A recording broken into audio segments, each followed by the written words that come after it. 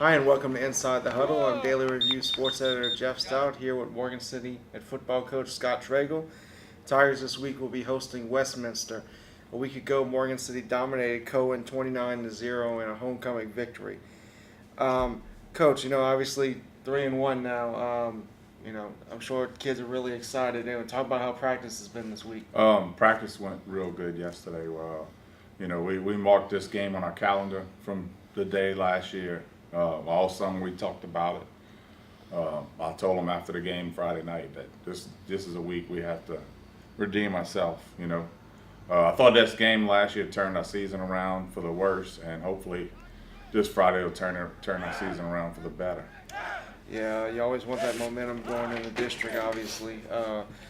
Tell me your thoughts on Westminster, what they run offensively and defensively. Westminster's real multiple on offense. They run the power eye set. They move. They do a lot of motions. They run stretch. They run midline. They run power. They run lead, and they do a lot of play action passes off of it. They're not really a drop back passing team, but they also get in the shotgun a little bit and try to roll the quarterback out the pocket. He's not a real tall guy, but he's real accurate in throwing. We're going to just try to put pressure on their offense, put a lot of guys in the box and force them to throw.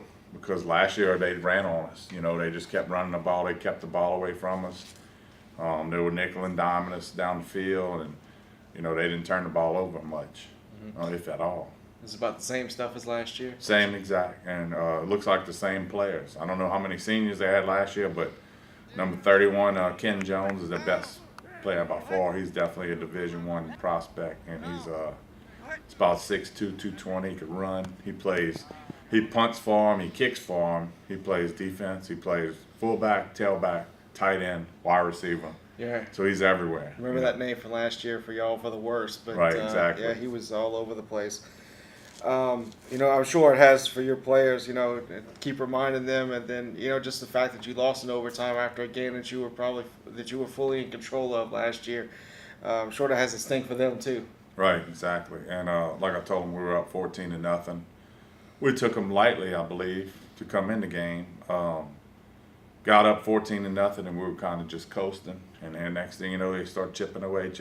And next thing you know, we're down 21-14, and just couldn't dig ourselves out of that hole. So we're gonna hopefully that doesn't happen again. As coaches, we're not gonna let it happen.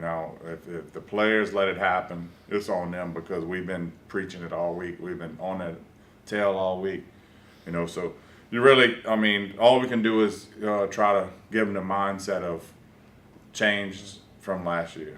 Obviously 3-1 at home. Hopefully, have a good crowd behind you to encourage you and come out of there with a win. Exactly. We're gonna have a big crowd. We're offering the students to get in for $1 with an ID. So we just want them there and to support our team. And they've been doing a good job all year, but I think that's going to encourage some more kids to go show up for the game, and hopefully, have a good crowd, and just, everything works out for the better, and we get the W. So, all right, Coach, appreciate it. All right, thanks a lot. Appreciate it. A little bit more about Morgan City and Westminster. Morgan City, as I said, enters this game with a 3-1 record. They won 3 straight after falling in Week 1 to Berwick. A week ago, they beat Cohen 29-0.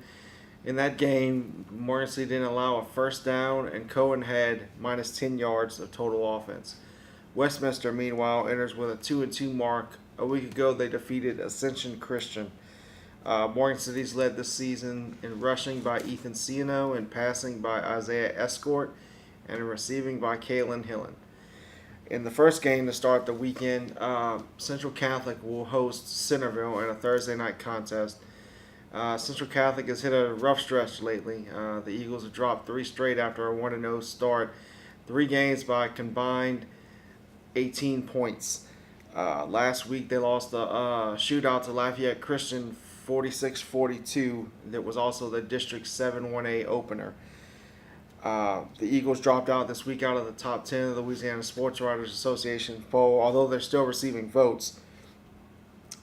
As for Centerville, they come into Thursday's contest with a 1-3 mark, but they're 0-1 in district play like Central Catholic. They fell a week ago to Gaydon in their district opener. Central Catholics led in rushing this year by Chris Singleton, and passing by Blake Byrne leads the team in passing, and Greg Leger leads the team in receiving.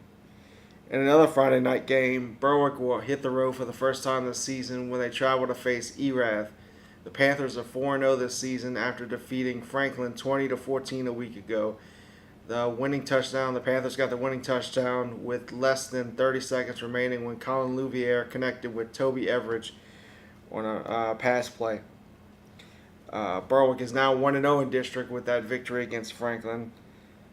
As far as Erath enters the game 3-1, and they're also 1-0 in district. They defeated North Vermilion a week ago 34-0. Erath features ULL commit Elijah Mitchell at running back. As for Berwick, Josh Jones leads the team in rushing, Louviere in passing, and Josh Carver leads the team in receiving. In the final game this week, Patterson will hit the road to face Kaplan. A week ago, Patterson dropped a heartbreaker to Ellender 28-26 in the game in which Patterson rallied but just couldn't finish the deal. This week it won't get easier as Kaplan is ranked number 7 in Class 3A and is undefeated at 4-0 while Patterson enters at 0-4. Dylan Gendalone leads the Patterson offense in rushing and passing, although last week Hector Talento took over at quarterback for much of the game and passed for 127 yards with a touchdown and an interception. Jordan Butler is the team's top receiver. That's another edition of Inside the Huddle. Thanks for watching.